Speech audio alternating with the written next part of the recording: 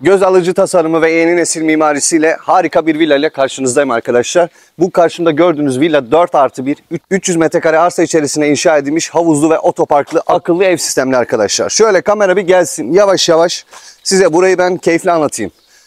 Girişte yaya girişinin önünde bir görüntülü diyafon sistemimiz var arkadaşlar. Yaya ve otopark girişlerimiz ayrı.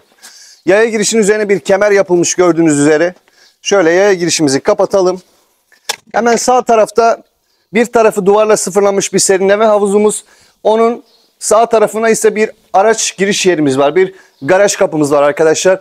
Bu garaj kısmını isterseniz bodrum tenteyle, isterseniz tamamıyla kapatabileceğiniz bir alan haline getirebilirsiniz. Gün batımı harika. Özellikle bu saati seçtim.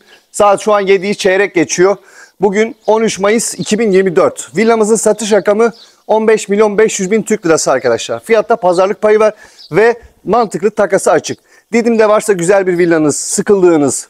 Çünkü evlerde eşyalar gibi belli bir süre sonra eskiyebiliyor. İnsan sıkılabiliyor.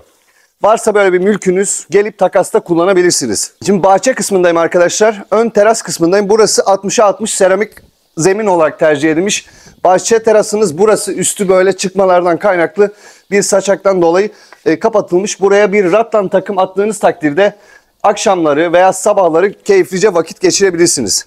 Villamızın dört bir tarafı duvarla örülmüş, üstüne ise demir doğrama şık parçalarla güzel bir korunaklı hale getirilmiş. Villamızın iki tarafı şöyle arka cephesi yeşillendirilmiş ve bitkiler ekilmiş arkadaşlar. Sırayla sizi etraftan döndüreceğim, içeri alacağım. Buralar bakın yeşil alan, çok güzel, hoş bitkiler ekilmiş. Biz ön cepheye bakıyoruz. Dış cephemiz gayet güzel, beyaz ve ara ara taş patlatma kullanılmış. Kompozit cam giydirmeleri biraz önce gördünüz. Şimdi döndükten sonra size bir daha göstereceğim. Güvenlik kameralarımız var, alarm sistemimiz var. Evde hareket sensörü, yangın ve duman sensörleri de ayrıca mevcut arkadaşlar. Yeşil alan devam ediyor.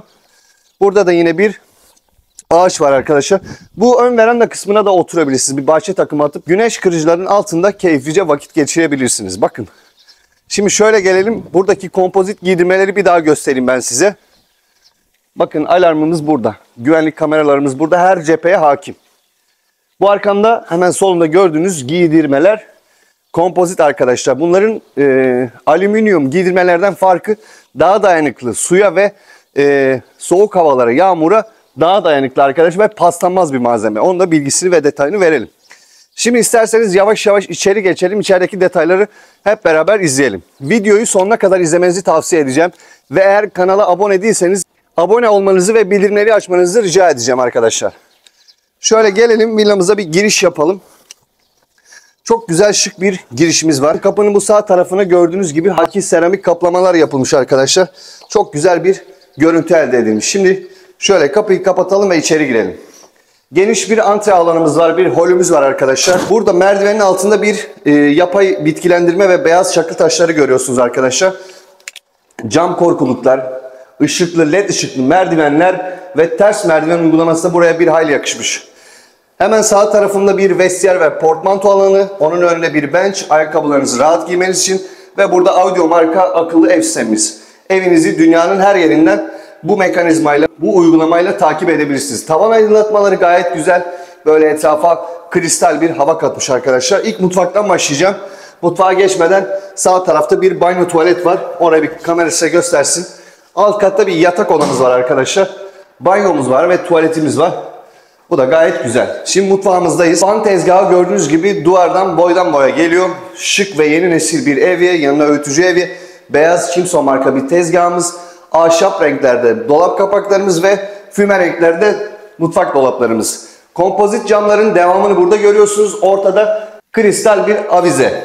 Ve biraz önce size gösterdiğim bu dışarıdaki bahçe terasına ise bu mutfak kapısından ve oturma odasından da çıkış yapabiliyorsunuz arkadaşlar. Yemeklerinizi yaptınız, buradan oraya kolaylıkla servis edebiliyorsunuz.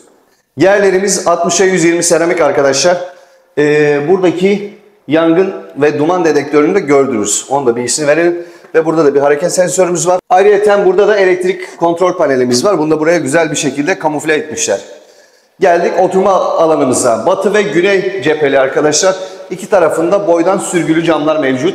Hemen duvarın bir tarafı TV ünitesi için şık çıta uygulamalı bir malzeme ile desteklenmiş ve böyle kenarlarına kapaklı ışıklı raflar koymuşlar. Villamızda kat kalorifer sistemi mevcut. 2 sene içerisinde Didim'e doğalgaz gelecek. Bunu da bilmeyenler için tekrarlayalım arkadaşlar. BOTAŞ ve Didim Belediyesi'nin açıklamalarına göre 2026'ya kadar Didim'in tamamına doğalgaz gelecek. Dolayısıyla sizin altyapınız hazır. Ortadaki avize çok güzel. Kenar aydınlatmaları ve ambiyans ışıkları da bir hayli güzel olmuş arkadaşlar.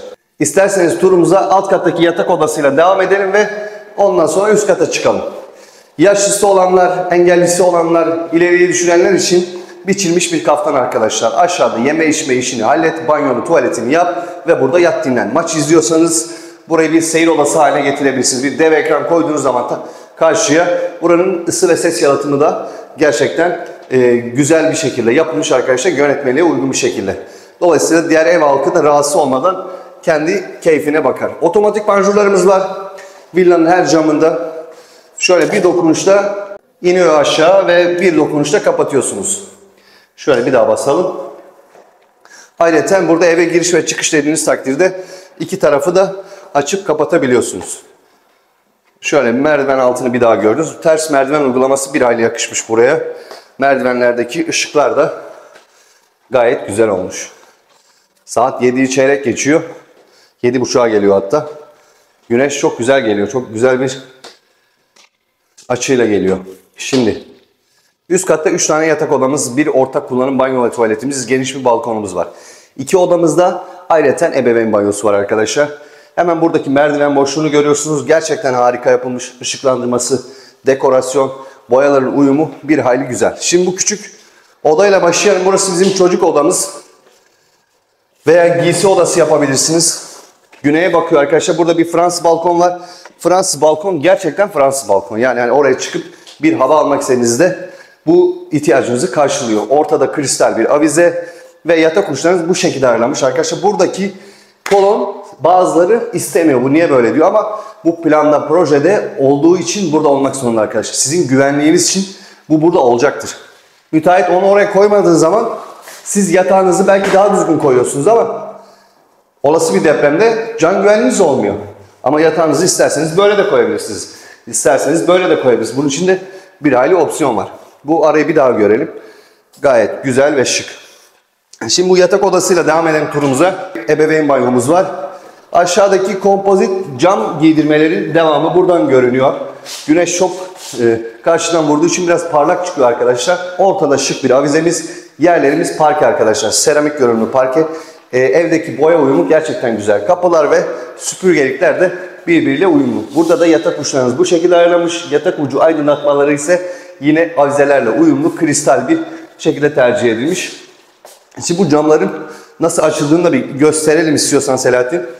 Şimdi cam koyduk, açamıyoruz falan muhabbeti olmasın. Bu şekilde açıyorsunuz. Bunlar dediğim gibi kompozit ve dayanıklı bir malzeme arkadaşlar. Bunun da içindeki malzemeler, parçalar gayet güzel birbiriyle uyumlu. Rafları görüyorsunuz. İçerisi aydınlatılmış ve led ışıklar döşenmiş. Güzel de bir niş koymuşlar oraya. Şimdi geldik son yatak odamıza arkadaşlar. Buranın da ilk banyo ve tuvaletini bir kamera göstersin size. Hemen karşıda bir duşakabinimiz, içerisinde bir adet niş, penceresi. Buradaki raflar çok güzel olmuş ve ayrıca buradaki minyatür lavaboda gayet güzel uymuş oraya. Çok büyük bir alan kaplamamış. Son yatak odamız ebeveyn banyolu.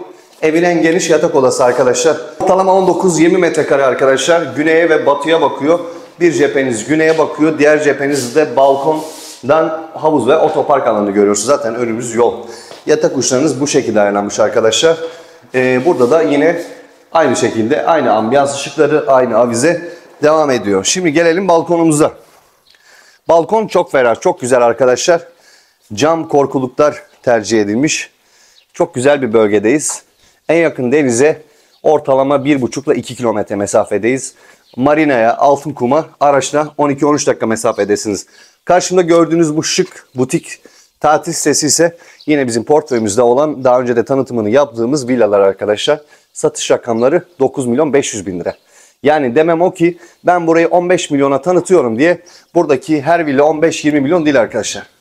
Her bütçeye uygun portföylerimizde yerler mevcut. Onu da bilgisini verelim arkadaşlar.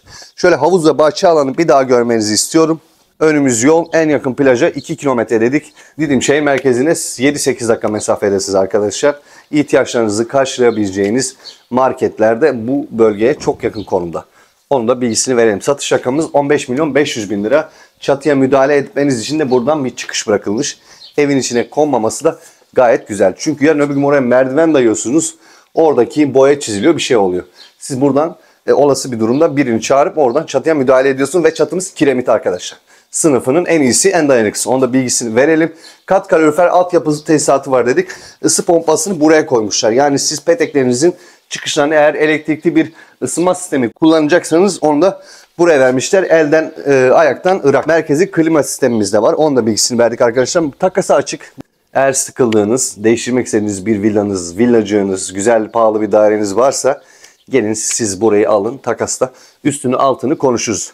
Didim Efeler Mahallesi'nde 4+1 ayrı mutfak, tam müstakil bir villa gezdik arkadaşlar. 300 metrekare arsa içerisinde çok şık, gerçekten çok kaliteli bir villa. Satış rakamımız 15.500.000 lira. Fiyatımızda pazarlık payı var. Bu villayı satın almak ve yerinde görmek için bizi aramanız yeterli. Ayrıca videolarımızı beğenmeyi ve kanalımıza abone olmayı unutmayın. Bir sonraki turda görüşmek dileğiyle.